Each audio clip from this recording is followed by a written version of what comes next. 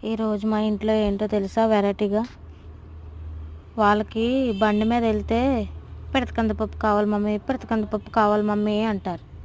అయినా బండి మీద వెళ్ళి ఏం బాగుంటాయమ్మా వద్దమ్మా ఇవి బాగోవమ్మా అంటే వినరు కదా పిల్లలు.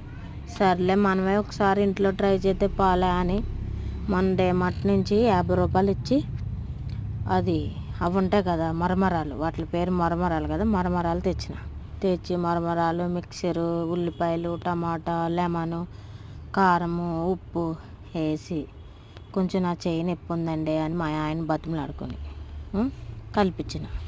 కలిపేమని చెప్పిన అన్నీ కలుపుతున్నాడు పాపం మా ఆయన అయితే.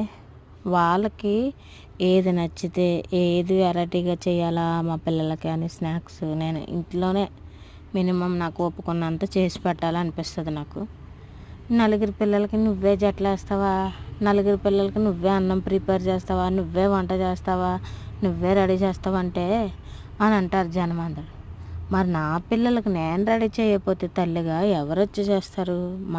మనుషుల మాటలు ఎట్లుంటాయంటే మనుషుల మాటలు వింటే అబ్బా ఒక్కొక్కసారి అనిపిస్తుంది ఏంటా ఈ మనుషులని.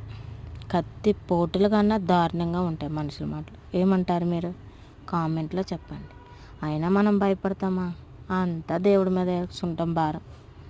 అందుకనేసి మా పిల్లలు రాకముందే నేను స్నాక్స్ మా ఆయన చేత కలిపించి చూడు అన్నీ సరిపోనేలేవని చెప్తాడు మా ఆయన. నేనైతే ప్లేట్లు వేసి వండాను. నేను కొంచెం తిని మా రిలేటివ్స్ అబ్బాయి మా అక్క వాళ్ళ కొడుకు వచ్చి వాడికి కొంచెం పెట్టిన.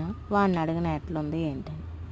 వాడు అన్నాడు ఇంకా నేనే కదా పిన్ని చేయమంటా అని అంటున్నాడు.